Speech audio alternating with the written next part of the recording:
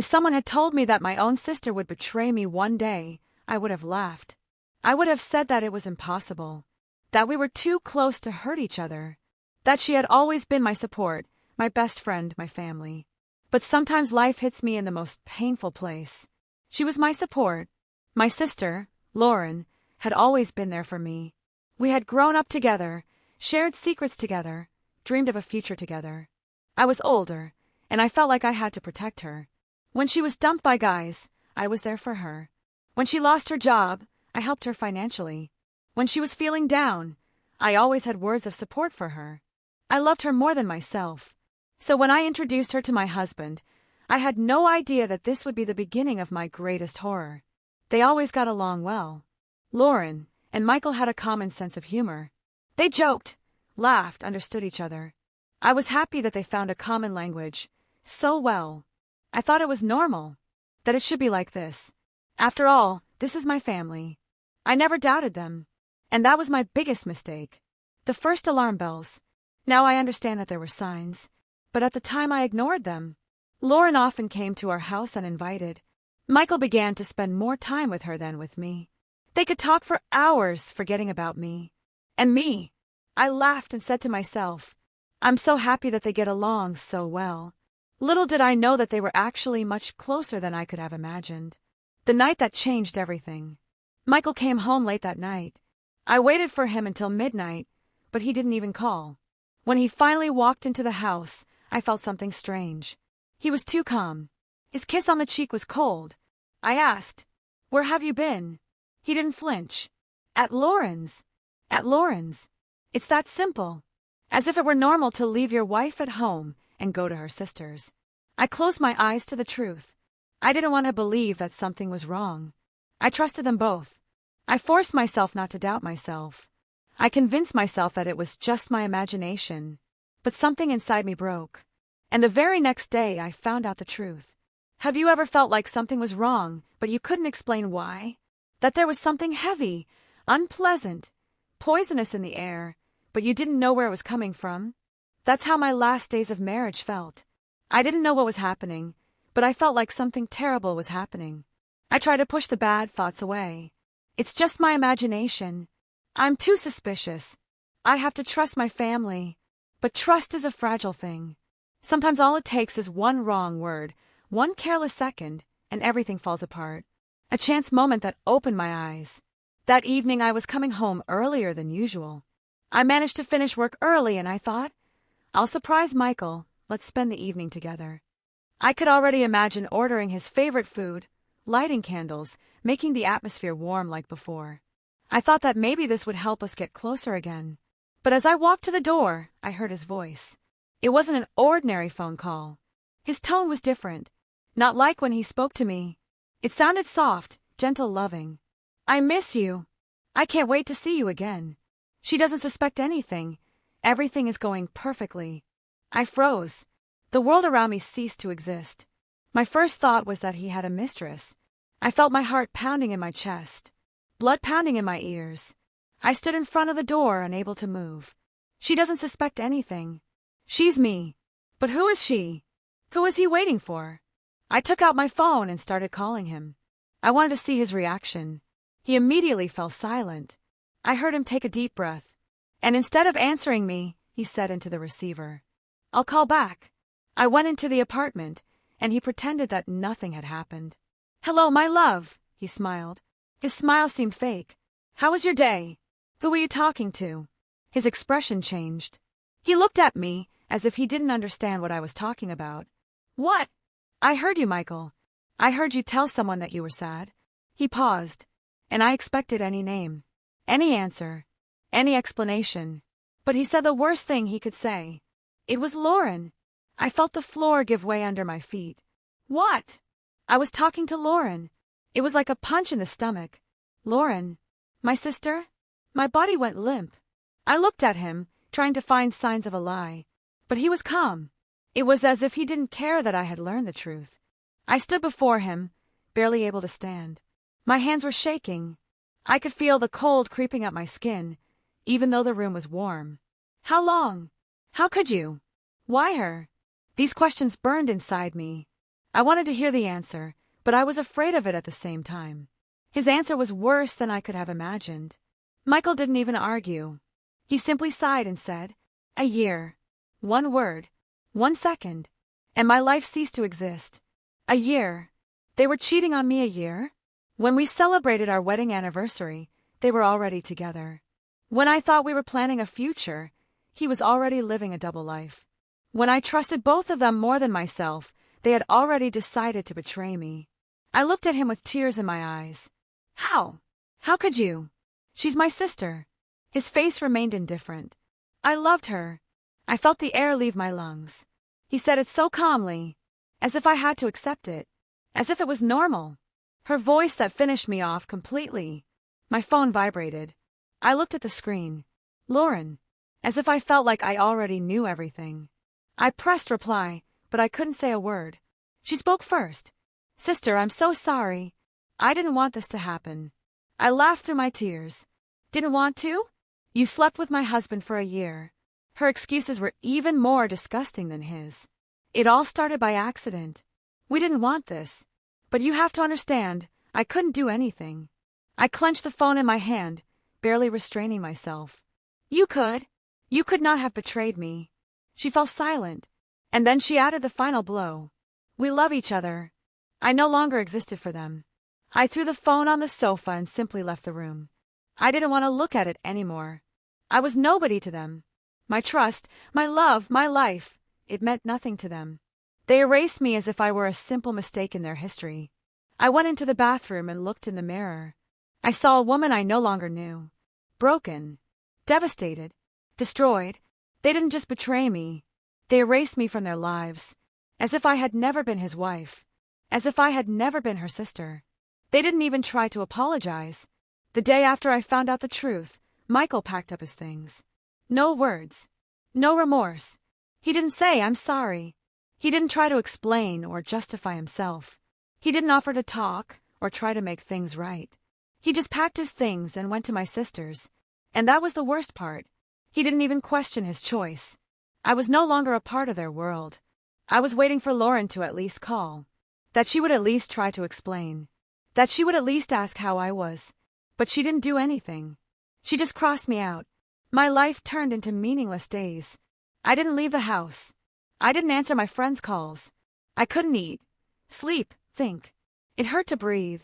Every cell in my body screamed in pain. I watched their happiness. Photos appeared on social networks.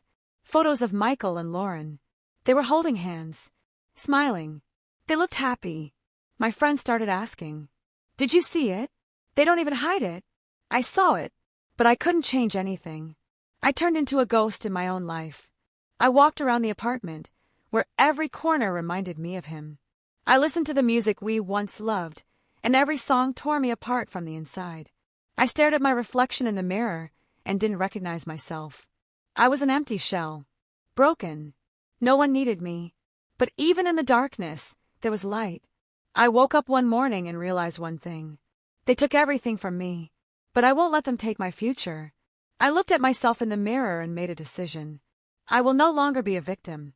I will no longer cry for the one who betrayed me. I will take my life into my own hands. Pain doesn't go away in a day. It doesn't go away in a week, in a month. But one morning you wake up and realize you don't want to suffer anymore. I didn't want to live in the past. I didn't want their betrayal to define me. The first day of a new life. That morning I went to the mirror and stared at my reflection for a long time. Dark circles under my eyes. Pale skin. Empty stare. I didn't recognize myself anymore. And I realized, if I don't change anything, I will stay in this darkness forever. I decided to start small. I cleaned my apartment. I threw away everything that reminded me of Michael. I changed my hairstyle. Looking in the mirror after the salon, for the first time in a long time I felt myself. I went for a run. It was hard at first, but I ran until I felt like I was leaving the pain behind. Every day got a little easier. I forced myself to move forward, even when I wanted to just lie down and cry. I started building my future again. My career had been on the back burner for a long time. I was Michael's wife, supporting his career, his dreams. But now I was free.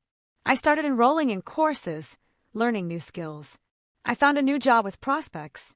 I worked on myself, expanded my connections, stepped out of my comfort zone. My world no longer revolved around them. I was creating my own world. The woman they left behind was gone. Every time I looked in the mirror, I saw a change. My posture became straighter. The eyes were confident. The smile was genuine. They left a broken, crushed woman behind. But she was gone. I wasn't suffering anymore, but they. One day I ran into a mutual friend. "You won't believe it," she said. "But Lauren and Michael are having problems." I wasn't surprised. I just smiled. I hadn't just survived their betrayal. I had been reborn. And now I was stronger than ever. They thought that by leaving me alone, destroyed, humiliated, they had won. But they had no idea how wrong they were. I did not look back anymore. I no longer expected them to come back. I didn't cry at night, asking why. I knew why.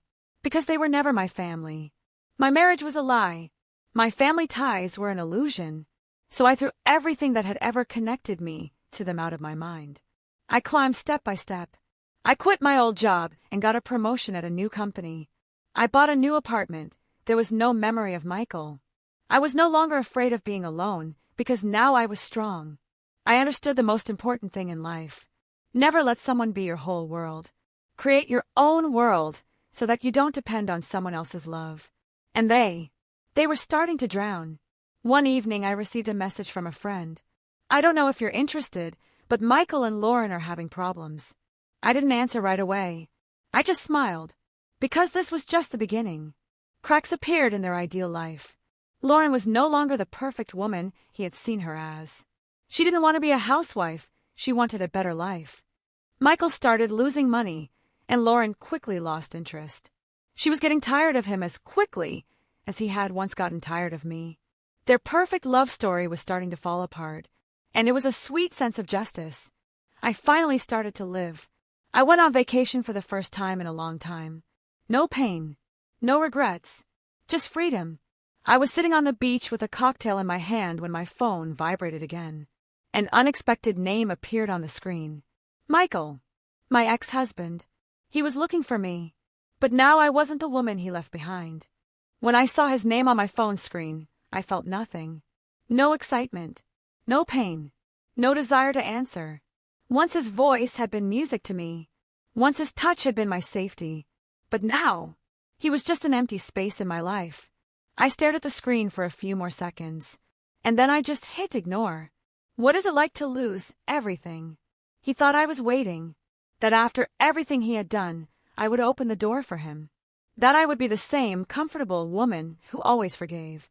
But he forgot one thing. I was no longer the one he had left behind. I was no longer the woman who begged for crumbs of love. I was no longer his victim. Their great love burst like a soap bubble. They thought they would be together forever. They laughed behind my back. They thought I would remain broken while they built their happiness. But the reality turned out to be completely different. Lauren showed her true face. At first, everything was perfect. Michael bought her expensive gifts. He took her to restaurants, trips, beauty salons. But there was one but. He spent everything he had. He did not know how to earn money, only how to spend it. And Lauren was not a woman who would live for free. She needed a sponsor, not a husband. Therefore, when his business began to collapse, she quickly began to look for a backup option. Michael lost everything. At first he thought he could control everything, that his money wouldn't run out. But when he hit rock bottom, Lauren showed him who she really was. She stopped answering his calls. She stopped coming home. She stopped pretending to love him. And then one day he came home, and her things were gone. She had nothing to lose, unlike him. Lauren found a new lover, even richer. She just left him like nothing had happened. Like he left me once. And now he was alone. No money. No business. No home. Without the woman he had ruined everything for. And now he had no other choice but to look for me. He thought I was waiting. He thought I would say, "I told you so." He thought I would be the same as before. But he forgot the most important thing. I had changed.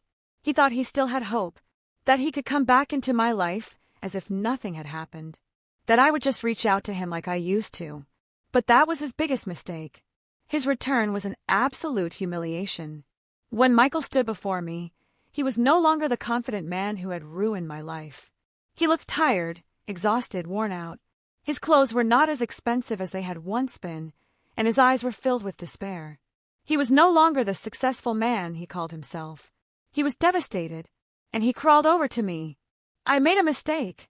His voice was quiet, timid, like someone who has felt fear for the first time in his life. I made a mistake. I crossed my arms over my chest and looked at him coldly. I wonder, and what mistake was that? He took a deep breath. I shouldn't have left you.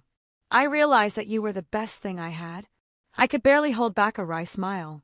I had once dreamed of hearing those words, but now they sounded so ridiculous that I could hardly believe it. He didn't expect that I had changed. He thought I was still the same naive woman who would wait, that I would listen to his apologies and cry, that I would let him back into my life because I love him. But he was late. He was a year late. He was late for the thousands of tears I had cried. He was late for the time I spent building a new life. So I just stared at him, feeling nothing. You can't just cross me out. He knew I wasn't going to cry, that I wasn't going to forgive, and his voice became angry, sharp, irritated. You can't just cross me out. We were together for years. I raised my eyebrows. That's interesting. And when you cut me out of your life for Lauren, was that okay? He faltered, his hands balled into fists. He began to realize that this time he wasn't in control. Give me a chance. He took a step toward me, his voice pleading. Give me a chance. I've changed. I'm not the same anymore. I've realized my mistakes. I stared at him in silence. Once upon a time I would have given him this chance. Once upon a time I would have believed.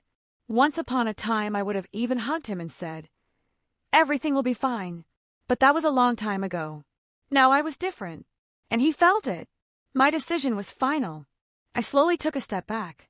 I raised my head and looked him straight in the eyes. And then I said calmly, you made your choice.